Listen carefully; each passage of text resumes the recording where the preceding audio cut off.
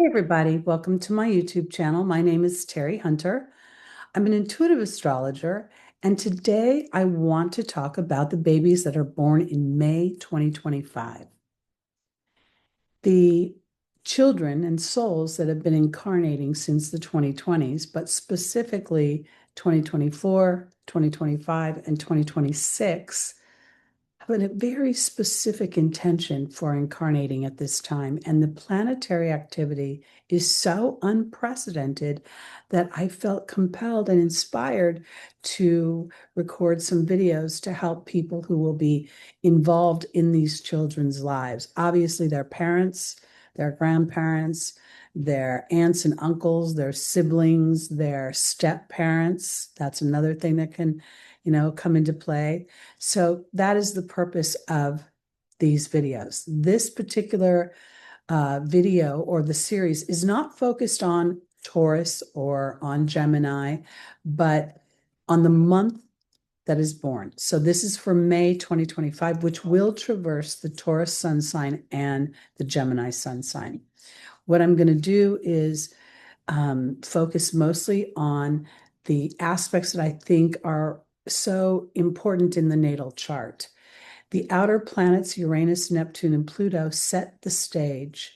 They are slow-moving planets, and they affect the generations. They affect the thought processes, the collective concepts that are going on, and social environments. So when we're looking at Uranus, we're looking at the great innovator and awakener.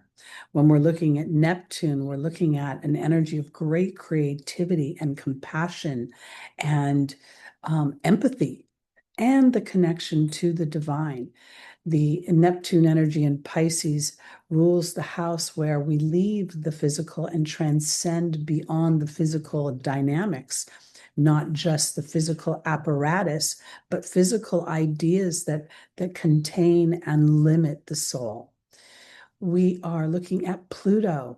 Pluto is the psychological criminal of the zodiac, but also the liberator in some ways of that psychological control and power that comes over us as a result of power for money, money having power over us. And it even involves sex and how sex can be an elixir. The commingling of the physical can very much inadvertently trigger subconscious things that affect our decision-making processes. Now, when we look at Pluto, we also look at a dynamic where, the first thing people say are death and rebirth. And we all have this sense of dread when we hear that. But the caterpillar must cease to exist in the form with which it is comfortable in order to become the butterfly. And that is ultimately what Pluto represents. Uranus is in the late degrees of Taurus. So this is very much going to affect the people watching this video. And it's going to move into Gemini. What this represents is Uranus is innovating and awakening the Taurus energy and the Gemini energy to places where things have gotten stagnant or old structures have inhibited growth and expansion and visions of the future.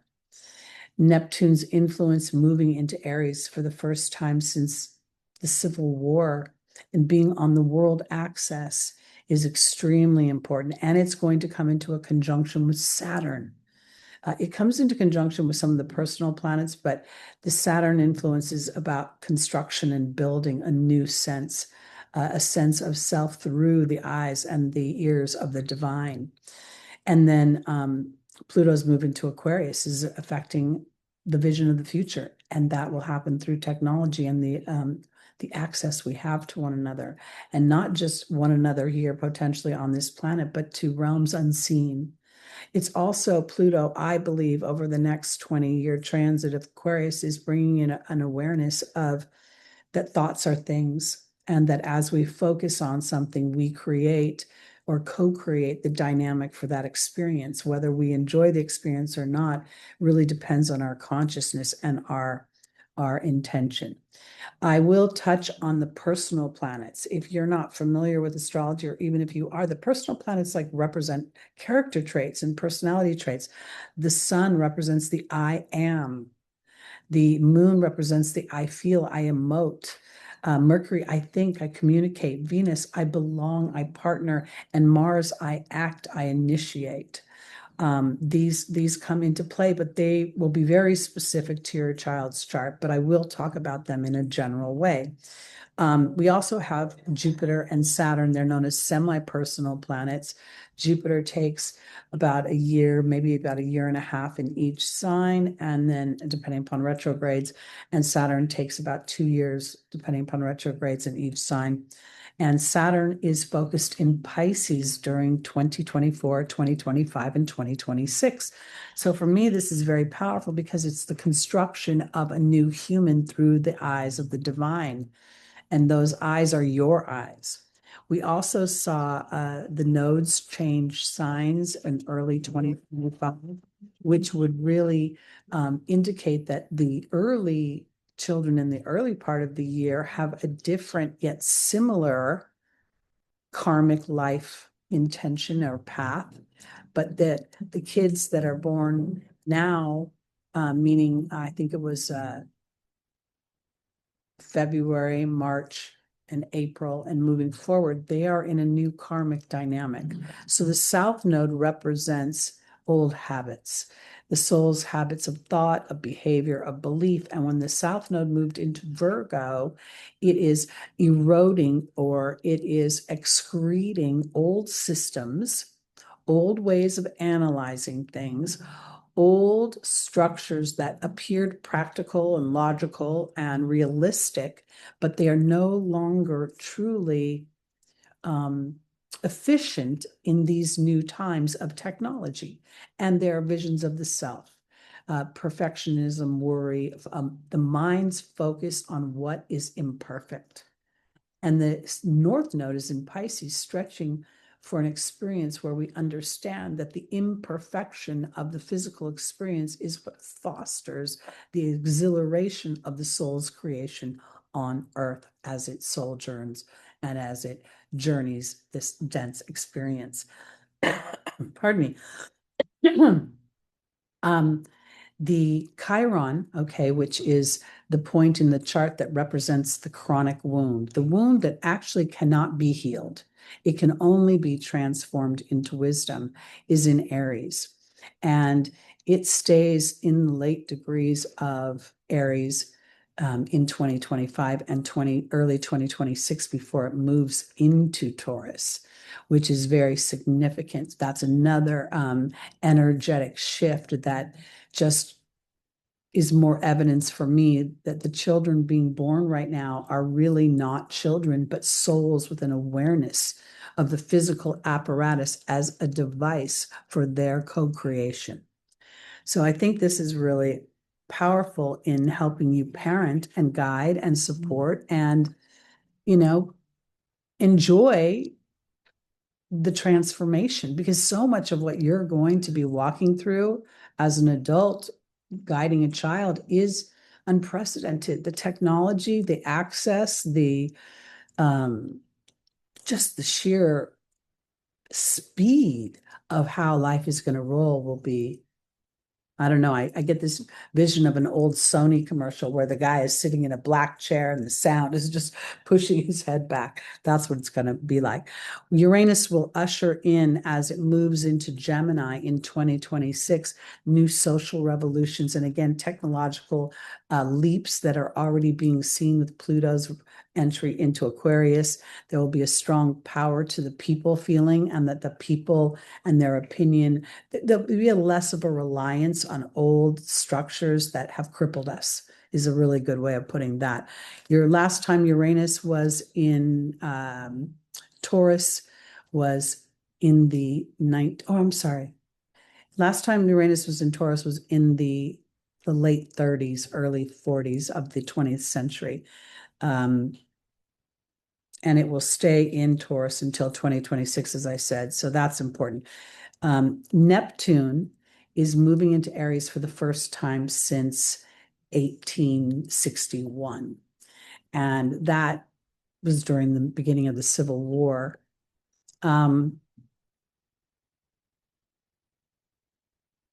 Neptune moving into the sign of Aries is bringing a sense of idealism and a sense of creativity and a sense of transcendence into the experience of the warrior, the gladiator, the self, the physical body that wants to stretch itself and see what it's capable of. Aries very much makes me feel like that.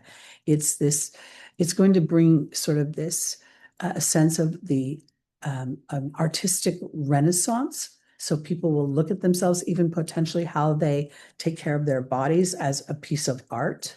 We could find that, especially with the Taurus May energy, that we're looking at people who use food and things of the earth to create physical,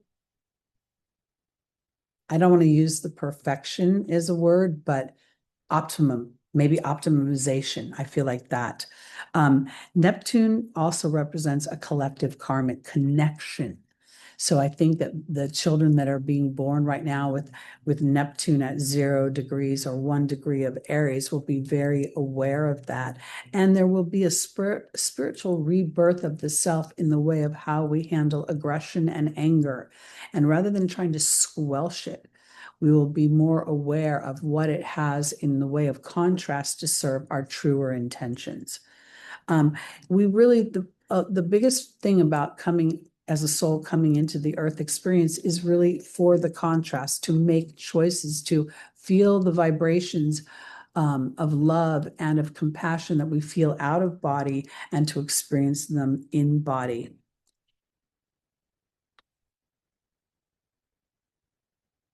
Pluto is going to unleash hidden power. Now, this is the funny part. Most of the time when I see that phrase, the first thing I think about is corrupt hidden power. Things that are negative. I think it's going to release the hidden power within the individual. Truly. It's going to bring about an awareness of the psychological underbelly, the obsessions that we have potentially with other people, their perception of us, of our money, there's so much power in the sign of Scorpio and that Pluto rules, that it makes me feel like that's where the real transformation comes.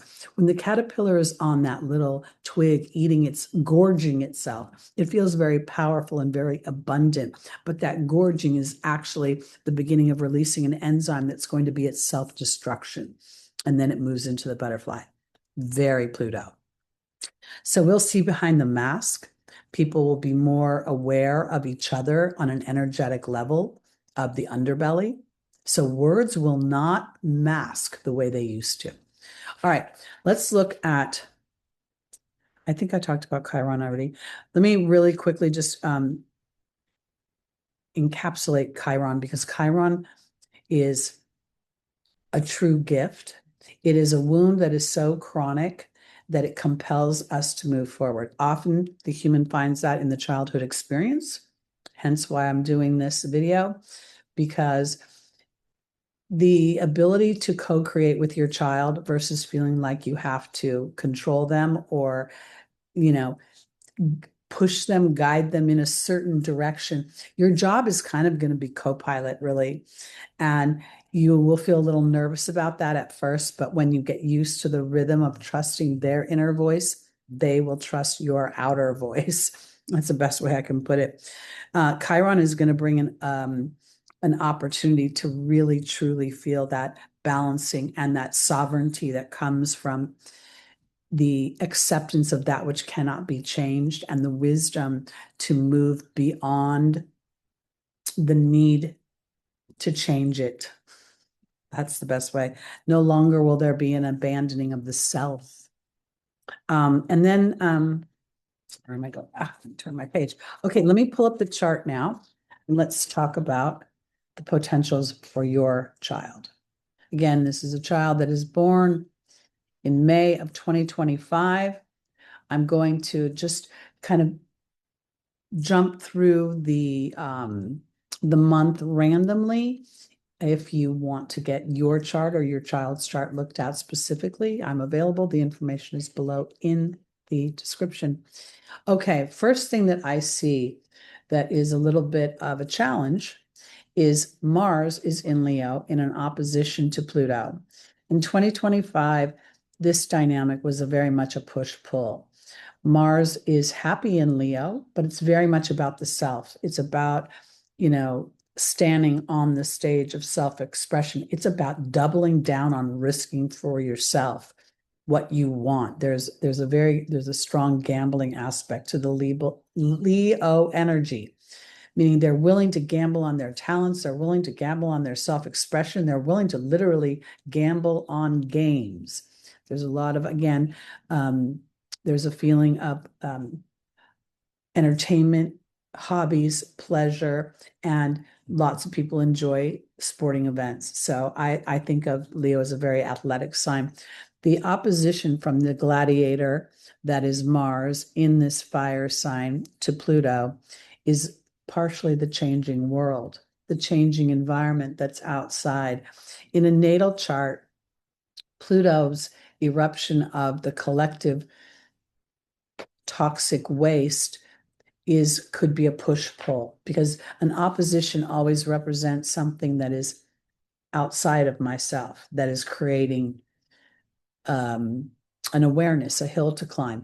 And this awakening here too, that's being offered in the sign of Aquarius through Pluto's transformation, could be a little bit potentially egocentric or stuck in certain behaviors. I do it this way, I do it this way, I don't change that way. And the outside world is constantly requiring you to change. In early May, and through most of May, we have the Taurus energy. Taurus likes to be very familiar. It likes tradition. It likes things that are dependable. It doesn't like to be blindsided by stuff. Don't be pulling rabbits out of hats. I want to know where my rabbit's coming from. So that I think is the first challenge. Now I want to offer this. Again, this is very general. At the time that I'm doing this, meaning I have it scheduled here at 12 o'clock on the 1st of May, 2025, it's a Leo rising.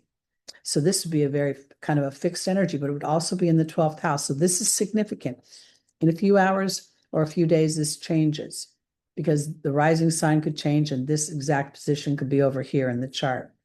So everything I'm saying, you want to take it with in a sort of a general application. I also want to point out that another thing that is so incredibly powerful is Venus is at 0 degrees of Aries conjunct Neptune.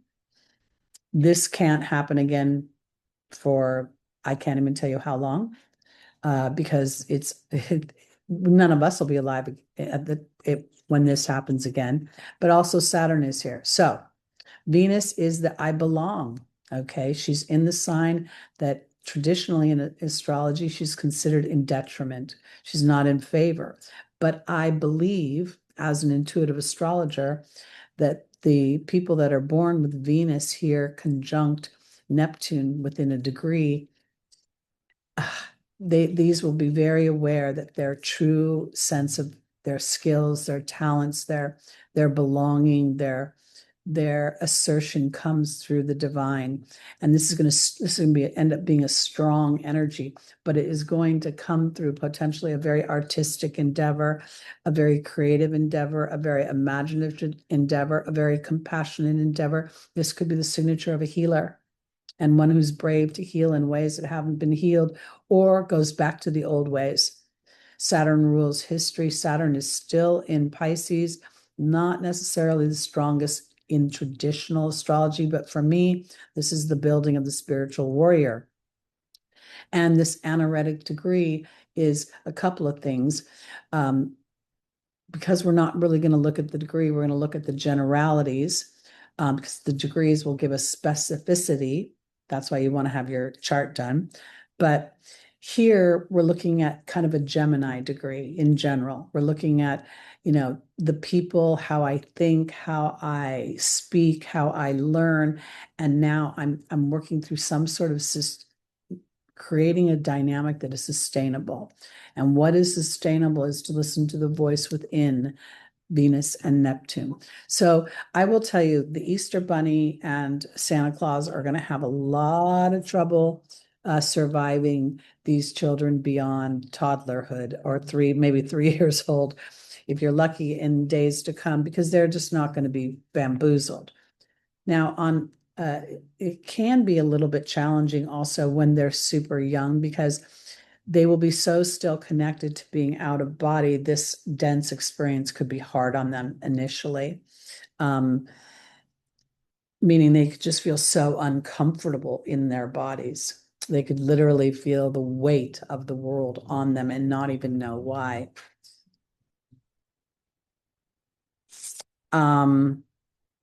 Throughout all of May, we see Saturn in a sextile to Uranus.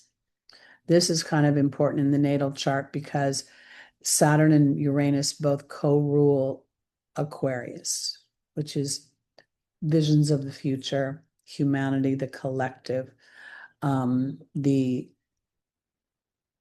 It's almost as if like there's no Saturn and Uranus in a sextile are really wanting to create sustainability for my future. With Uranus in Taurus, it's about breaking up any stagnant energies or behaviors or thought processes where I'm not allowing my voice, my skills, my confidence to take me into the future. It's also about potentially making money. Now, the thing about a sextile, which is this little blue line with this star in it, is it has to be activated.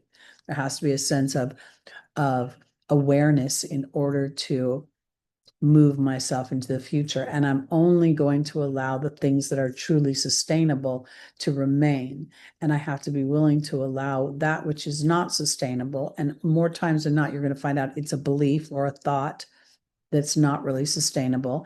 And when it comes to earthy Taurus energy, I know we're talking about May babies, but early May all the way through to May 21st, 22nd is all Taurus. Taurus babies are going to be, they're going to like things that are steady, things that are dependable. They're also going to be very connected to their family experience and how it shapes their confidence.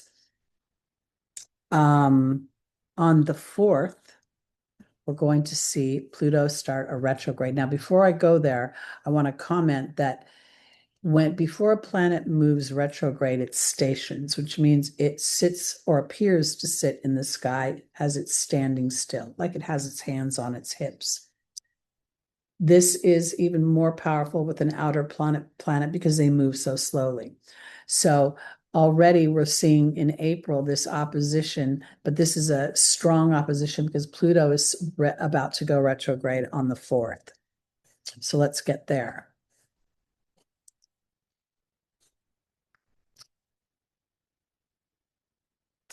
As Pluto retrogrades, and Pluto is revisiting those first few degrees of Leo.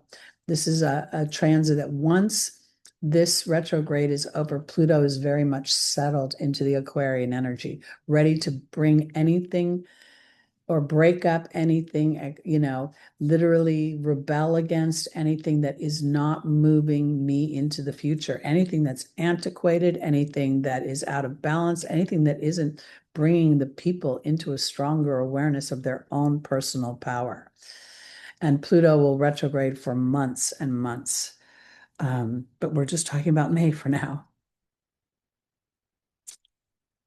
Venus and Neptune are still in their conjunction. We see Saturn has moved even closer to Neptune. Now, when a planet gets to the 28th, 29th degree, it's what's called an anaretic degree. And when it's in your natal chart, it's a degree sort of crisis. It doesn't mean that something traumatic has to happen, but there is an energy of urgency to move the story into the next sign. So here, while Saturn has, been building this spiritual sense of self, it wants to exercise it when it moves into Aries. So there is a strong sense of urgency to anchor in that divinity, that soul's knowing. It's almost like when you have a dream and you wake up in the morning and there's this moment of clarity about the dream, but the more you become conscious and in your day, the more the dream fades. That's kind of how I think Saturn feels at this moment.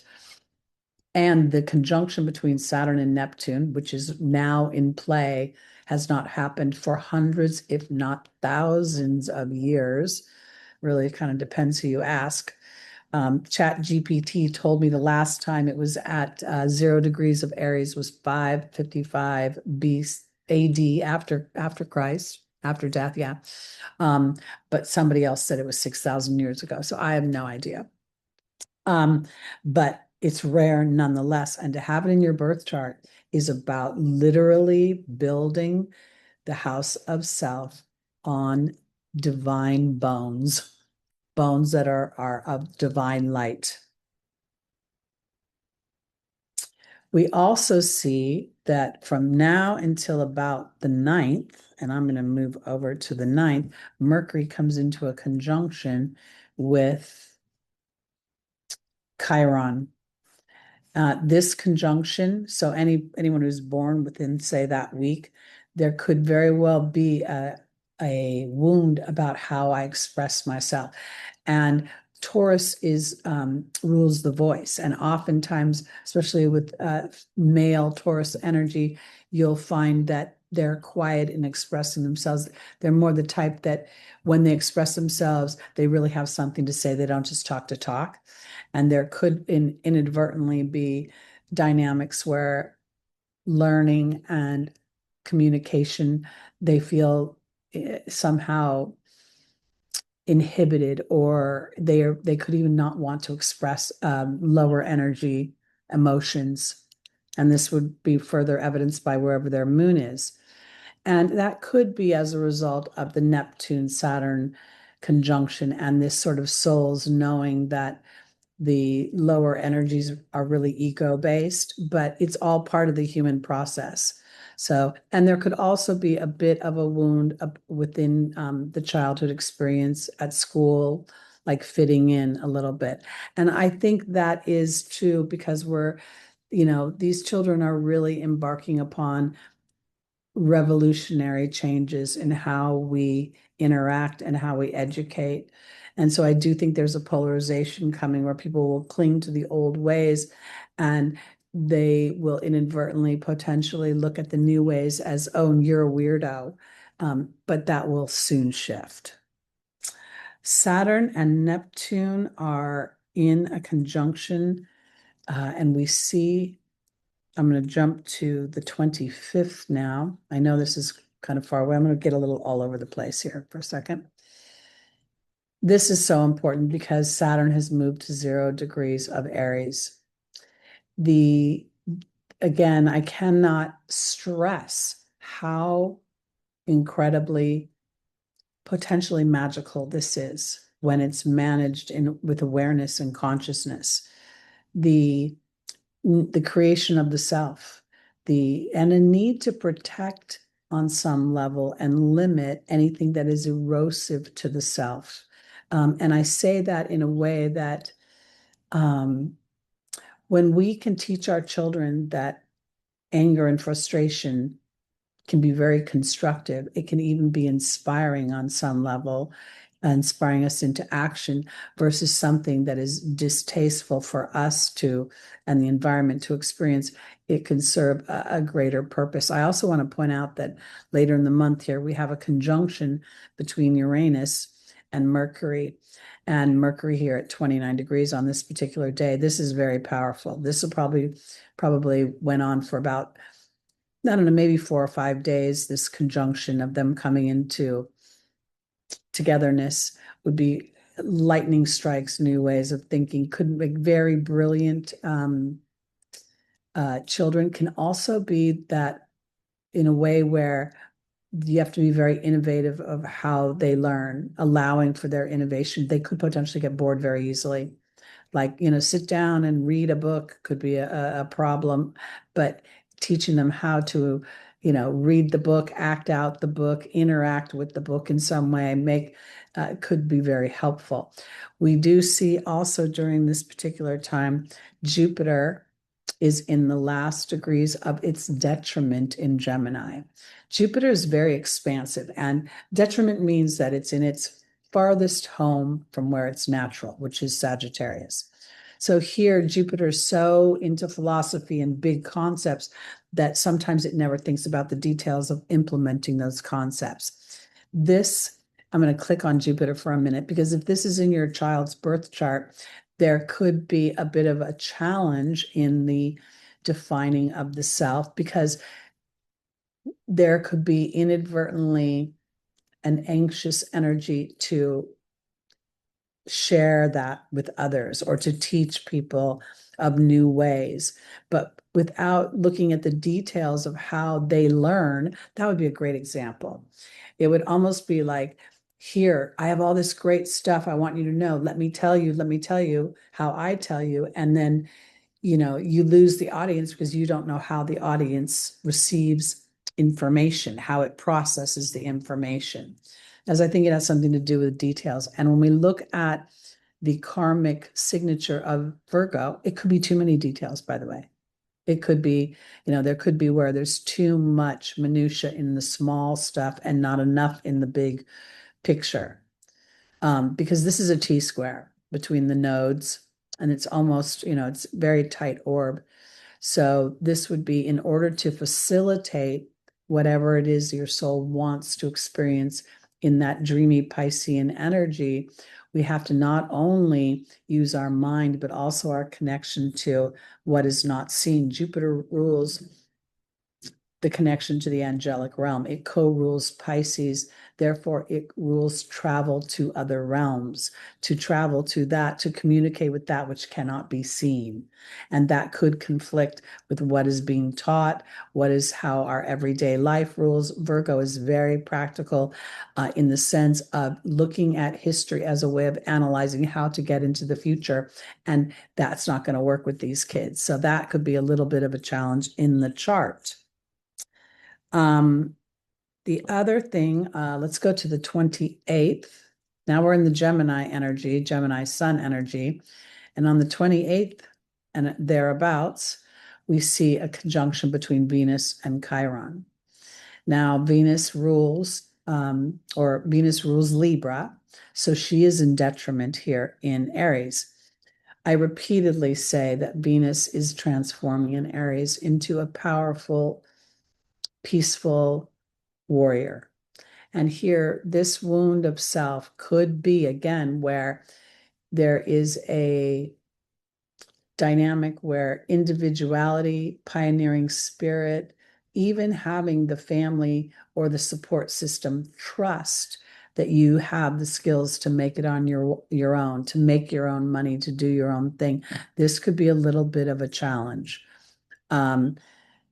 And without a challenge in a life path, you have no exhilaration, you have no achievement, you have no sense of, I can. So we don't want to squash that. Rather, in our awareness of it, we can help support that. The flip side of the Aries is the hero, is the one who can go into the unknown and use their instincts to traverse uncharted territories. And here it would be the transformation of that wound. So it's going to get tighter when we get into June, this little conjunction. So those babies will be feeling that a little bit more. Here, see if there's anything else on May. Okay. I think that's it for me for May. I'm going to stop my share.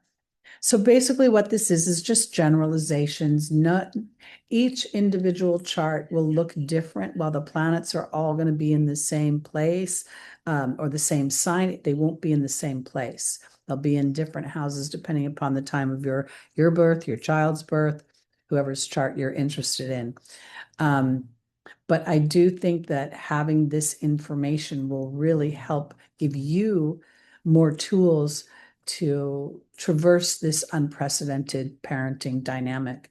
And again, this isn't just for parents, it's for anybody who will be working with children and nurturing them through the next 14 to 20 years of their lives as they birth a new earth. And Taurus will absolutely birth a new earth, and Gemini will birth a new mind. All right, everybody, thank you for watching. Please like, please subscribe, please share. And if you want to reach out to me, my information is below in the description. See you soon.